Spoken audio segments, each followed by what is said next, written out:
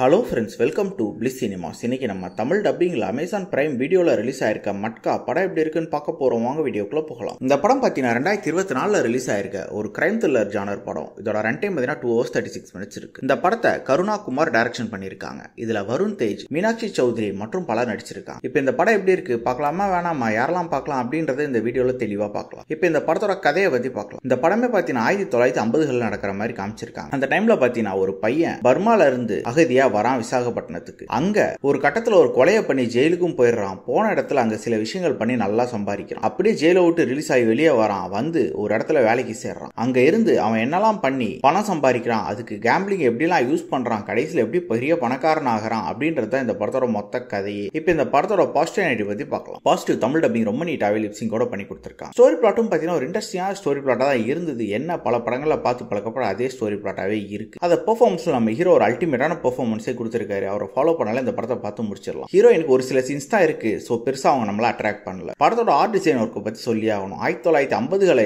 ரொம்ப சூப்பராகவே நம்ம கண் முன்னாடி காமிச்சிருக்காங்க. அதே மாதிரி மட்கா அப்படின்ற கேம்னா என்ன, அதை வச்சு என்ன மாதிரி கேம்பிளிங் எல்லாம் பண்றாங்க அப்படின்றத ரொம்ப நீட்டாவே காமிச்சிருக்காங்க. இந்த படத்தோட பாசிட்டிவும் சரி நெகட்டிவும் சரி ரைட்டிங் தான். ஒரு சில சீன்ஸ்ல பாத்தீங்கன்னா ரைட்டிங் தரமா இருக்கு, ஆனா ஒரு சில சீன்ஸ்ல பயங்கர புவரா இருக்கு. டெக்னிக்கல் ஆஸ்பெக்ட்ல படம் நல்லாவே இருக்கு. சினிமோட்டோகிராஃபி, சவுண்ட் எஃபெக்ட்ஸ், பிஜிஎம் எல்லாமே நல்லாவே பண்ணி கொடுத்திருக்காங்க. சாங்ஸ் இன்னும் கொஞ்சம் பெட்டரா பண்ணிருக்கலாம். ஸ்கிரீன் பிளேஸ் பார்க்கும்போது நான் ஆல்ரெடி சொன்ன மாதிரி ரைட்டிங்ல ஒரு சில சீன்ஸ்லாம் தரமா எழுதிருக்காங்க. பல சீன்ஸ் வந்து பிரெடிக்டபிளா எழுதி வச்சிருக்காங்க. அது மட்டும் இல்லாம பல படங்களை பார்த்து பழக்கப்பட்ட அதே சீன்ஸ் தான் வருது. அதே மாதிரி டியூரேஷன் வைஸ் இன்னும் கொஞ்சம் கம்மி பண்ணி எடுத்திருக்கலாம். ஓவராலா பார்த்தீங்கன்னா இது ஒரு ஒன் டைம் வாட்சபிள் படம் தான். வேணும்னா ட்ரை பண்ணி பாருங்க. இன்னொரு வீடியோல சந்திக்கலாம். தேங்க்யூ.